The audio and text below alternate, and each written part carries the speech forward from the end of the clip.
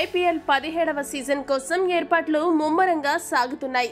గతేడాది జరిగిన వేలంపాటలో దాదాపుగా అన్ని ఫ్రాంచైజీలు కూడా తమకు కావలసిన ఆటగాళ్లను కొనుగోలు చేసుకుని వద్దనుకున్న ఆటగాళ్లను విడుదల చేశాయి. ఇక ఈ సీజన్లో ఏ జట్టు టైటిల్ గెలుస్తుందన్నది అంచనా వేయడం కూడా కష్టంగా ఉంది.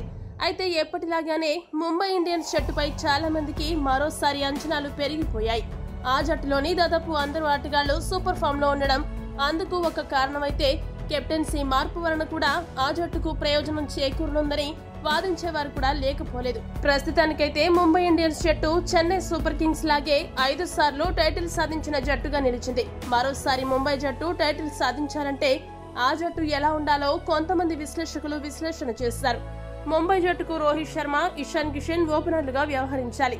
సూర్యకుమార్ యాదవ్ 3వ స్థానంలోనూ, తిలక్ వర్మ 4వ స్థానంలోనూ వస్తే ఆ జట్టు బ్యాటింగ్ ఆర్డర్ ప్రత్యర్థులకు వణుకు పుట్టించడం ఖాయం. ఇక ఫినిషర్లుగా టిమ్ డేవిడ్, కెప్టెన్ హార్దిక్ పాండ్యాలు మెరుపు బ్యాటింగ్ తో సూపర్ ఫినిషింగ్ అందించగలరు.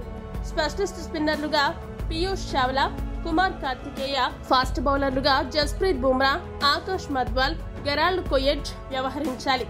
ఇంపాక్ట్ ప్లేయర్లుగా పిచ్ ని బట్టి నెహ్యాల్ వధేరా లేదా శ్రేయస్ గోపాల్ జట్టులోకి వస్తారు.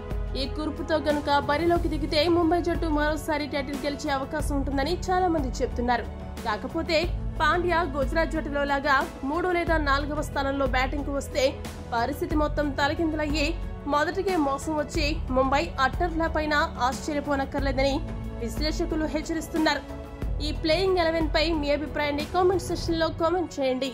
మరిన్ని అప్డేట్స్ కోసం మా ఛానల్ ను సబ్స్క్రైబ్ చేసుకోండి.